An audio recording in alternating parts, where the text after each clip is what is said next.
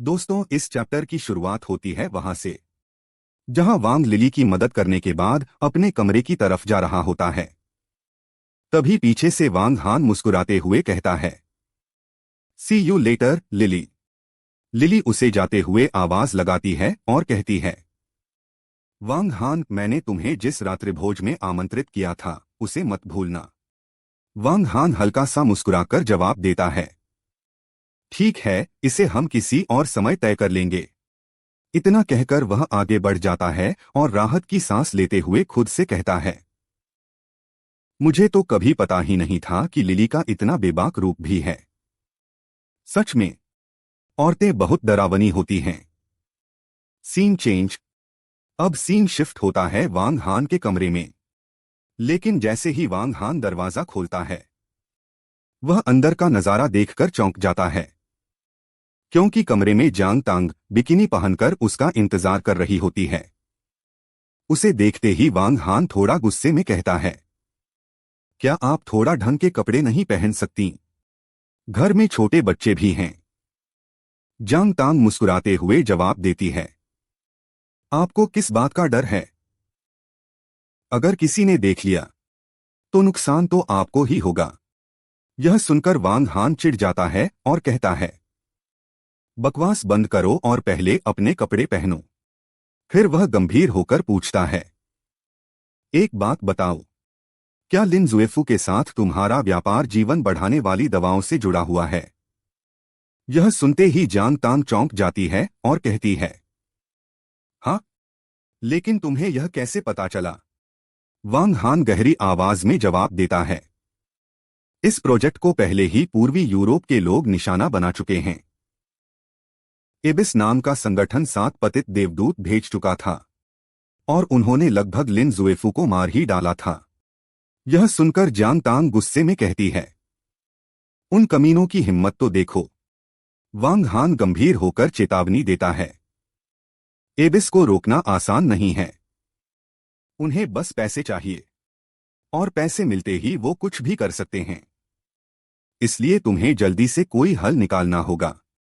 जांग तांग शरारती अंदाज में उसके करीब आती है और कहती है, कोई आइडिया है? फिर वह वांग हान से चिपकते हुए कहती है, मुझे याद है, एबिस का चीफ कभी तुम्हारी सुरक्षा में था और वो तुम्हारा जीवनदान भी देता है ना? वांग हान तुरंत उसका हाथ हटाते हुए कहता है, हाथ हटाओ और थोड़ा दूर रहो। लेकिन जांग तांग तो मानो छेड़ने के मूड में होती है। वह वांग हान के होठों से सिगरेट निकालती है और उसके ऊपर चढ़कर कहती है, जब आपकी पत्नी आसपास नहीं होती तो थोड़ा मजा कर लेना चाहिए, है ना? लेकिन वांग हान तुरंत उसे दूर कर देता है और कहता है, मैं एबिस के लीडर से संपर्क करूंगा और इस स्थिति को संभालने की कोशिश करूंगा। लेकिन तब तक तुम्हें सावधान रहना होगा। जांग तांग खुश होकर उसे छेड़ते हुए कहती है, वाह, मेरी प्यारी बच्ची तो बहुत कमाल है। बताओ तुम्हें क्या इनाम चाहिए? मैं तुम्हें कुछ भी दे सकती हूं। यह कहते हुए वह सोफे पर उल्टा लेट जाती है और शरारती अंदाज में कहती है, वांग, रात काफी हो गई है, क्या तुम कुछ करना नहीं चाहते? फन्नी सीन। लेकिन तभी अचानक कमरे का दरवाजा खुलता है और अंदर आती है वांग हान की गोद ली हुई बेटी गोगो। वह मासूमियत से कहती है, डैड। यह सुनते ही जांग तांग घबरा जाती है और तुरंत ड्रामा शुरू कर देती है, अरे, मेरी बाली कहाँ गई? मुझे मिल ही नहीं रही। वांग हान हंसते हुए गोगो से पूछता है, गोगो, तुम यहां क्यों आई हो? गोगो उसे कुछ टिकट देती है और कहती है, मेरे टीचर ने मुझे यह आपको देने के लिए कहा है। वांग हान टिकट देखकर हैरान हो जाता है, अरे, ये तो मनोरंजन पार्क के टिकट हैं। तभी उसे अचानक याद आता है, ओह, मैं तो लगभग भूल ही गया था। मैंने शिया वानिंग से वादा किया था कि इस वीकेंड गोगो को घुमाने ले जाऊंगा। फिर वह गोगो से कहता है, ठीक है, इस वीकेंड हम पार्क चलेंगे। अब जाओ और सो जाओ। गोगो खुश होकर कहती है, ग्रेट, शुभ रात्रि पिताजी, और अपने कमरे में चली जाती है। आफ्टर दैट, गोगो के जाने के बाद वांग हान जांग तांग से कहता है, भविष्य में बच्चों के सामने थोड़ा गंभीर रहा करो। आजकल के बच्चे बहुत समझदार होते हैं। जांग तांग नाक सिकोड़ते हुए कहती है, मैं गोगो को जल्दी ही मुझे अपनी मां मानने पर मजबूर कर दूंगी। फिर वह कहती है, वैसे मैं परसों वापस जा रही हूं। वांग हान थोड़ा खुश होकर पूछता है, ओह, इतनी जल्दी? क्या तुम कुछ दिन और नहीं रुक सकती? जांग तांग मुस्कुराते हुए कहती है, क्या तुम चाहते हो कि मैं रुकूं?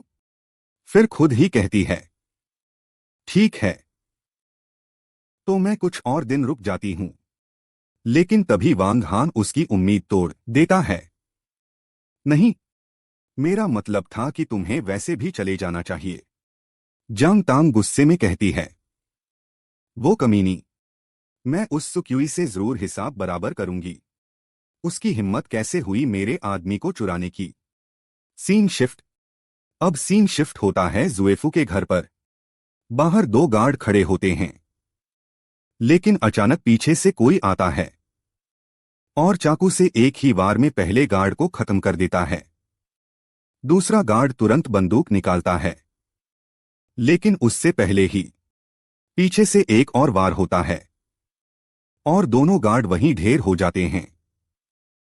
यानी साफ है, हमलावर कोई आम इंसान नहीं है। Inside the room.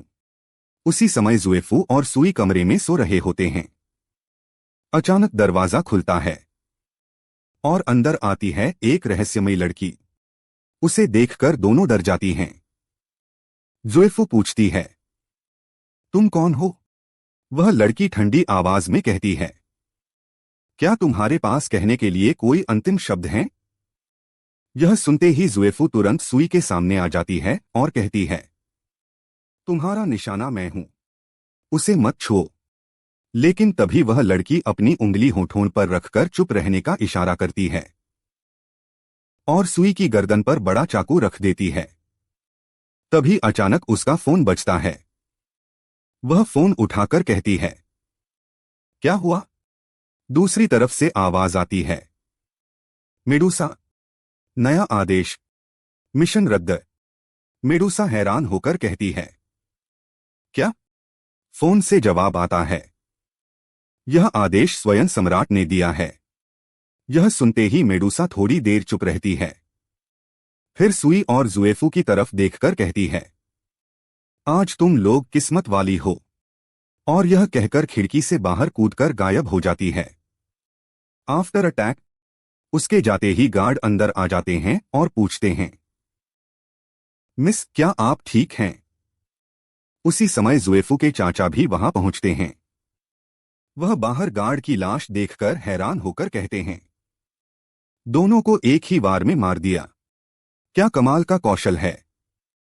फिर वह पूछते हैं, क्या तुमने हमलावर को ध्यान से देखा? जुएफू कहती है, वह एबिस संगठन से थी। मैंने उसकी छाती पर 6 नुकीले तारे का निशान देखा। यह सुनकर चाचा चौंक जाते हैं। क्या? एक पतित देवदूत?